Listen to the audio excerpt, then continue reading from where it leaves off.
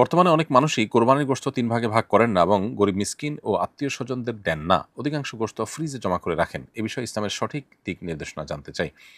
খুবই গুরুত্বপূর্ণ একটি প্রশ্ন। খুবই দুর্ভাগ্যের বিষয় যে আমাদের সমাজে আজকাল কোরবানিকারীদের মধ্যে অনেকেই এই কাজটি করেন। অর্থাৎ কোরবানির গোশতের পারলে পুরাটুকুই আর না হয় বেশিরভাগ অংশই তারা ফ্রিজে ঢুকিয়ে ফেলেন বা রেখে দেন। যাতে করে বেশ অনেকদিন তিনি এই কোরবানির গোশত দিয়ে তার সংসার চালাতে পারেন বা তার সংসারের প্রয়োজন মেটাতে পারেন। কোরবানি নামই যার কোরবানি, নামই যার ত্যাগ এবং স্যাক্রিফাইস, সেখানে আসলে গোশত স্তূপ করে নিজের ফ্রিজে রেখে দেওয়া বা বেশিরভাগ গোশত নিজে রেখে দেওয়া, নামকাওয়াস্তে কিছু গরিবকে দেওয়া বা গরিবকে বিলকুল না দেওয়া, এটা কোরবানির যে মৌলিক উদ্দেশ্য আছে তার সাথে সঙ্গতিপূর্ণ নয়।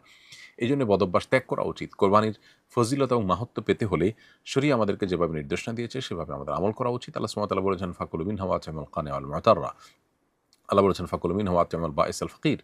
অতএব কোরবানির গোশত এটি আল্লাহর নির্দেশনা অনুযায়ী নিজে খাবো এবং পাড়া প্রতিবেশী আত্মীয়স্বজনকে দিব এবং গরিব দুঃখীকে দিব। অতএব ৩ ভাগে ভাগ করাটা ফরজ কিংবা ওয়াজিব না হলেও এটা মুস্তাহাব এবং উত্তম। যথাসম্ভব ৩ ক্যাটাগরিতে আমাদের কোরবানির গোশতকে ভাগ করা উচিত এবং নিজেই আল্লাহ তাআলা হালাল করেছেন আমার জন্য খাওয়া কোরবানির গোশত। অতএব আমি নিজে কিছু রাখবো আর দান করে দিব, অন্য মানুষকে দিব, এমনটি হওয়া উচিত। সবগুলো বা বেশিরভাগ গোশত রেখে দেওয়া এটা খুবই অনুত্তম এবং অনুচিত একটা কাজ। কোরবানির ফজিলত এবং মাহাত্ম্য এর ফলে কমে যেতে পারে।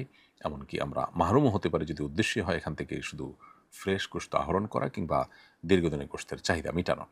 অতএব এই জায়গাটাতে আমাদের বড় ধরনের সংশোধনী আনা দরকার এবং কৃপণতা ছেড়ে মানুষকে দান করার ব্যাপারে আমাদের আরও বেশি আ উন্মুক্ত হস্ত হওয়া উচিত এবং আরও বেশি সচেষ্ট হওয়া উচিত। যদিও ৩ ভাগে ভাগ করা ফরজ নয়, কোরবানি আদায় হয়ে যাবে। কিন্তু আপনি যত বেশি স্যাক্রিফাইস করতে পারবেন কোরবানি তত বেশি ফজিলতপূর্ণ হবে। আল্লাহর কাছে তত বেশি সওয়াব আপনি পাবেন। অতএব গোশত আপনি মানুষকে দান করে দিবেন, নিজে কিছু রাখবেন এবং অন্যদেরকে কিছু খাওয়াবেন।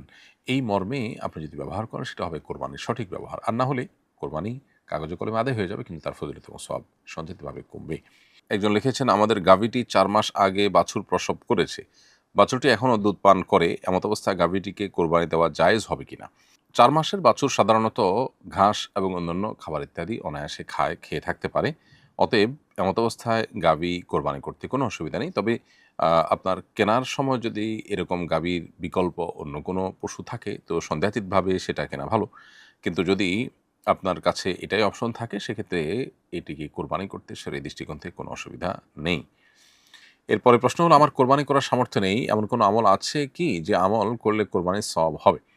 উত্তর হলো, কোরবানির দিন চুল, নখ, গোঁফ ইত্যাদি কাটলেন আর জিলহজের চাঁদ ওঠা থেকে নিয়ে এটা থেকে বিরত থাকলেন। চাঁদ ওঠার পর থেকে না কেটে কোরবানির করল সবাই, তারপরে আপনি কাটলেন।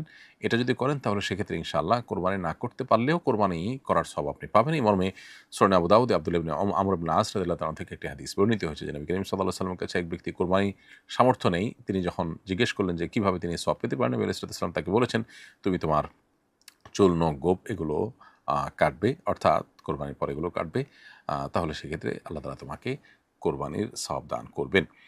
তো এখান থেকে বোঝা যায় যে যিনি কোরবানি করার সামর্থ্য রাখেন না তিনি যদি কোরবানির আ মাসের অর্থাৎ জিলহজ মাসের চাঁদ উদিত হওয়ার আগে চুল, নখ এবং গোঁফ ইত্যাদি কাটার পর এই ১০ দিন বিরত থাকেন এবং কোরবানি করার পর এগুলো কাটেন, সবার কোরবানি শেষ হওয়ার পর এটা কাটেন বা কোরবানির আমল শেষ হওয়ার পর এটা কাটেন, তাহলে ইনশাআল্লাহ তিনি এই সওয়াব পেতে পারেন।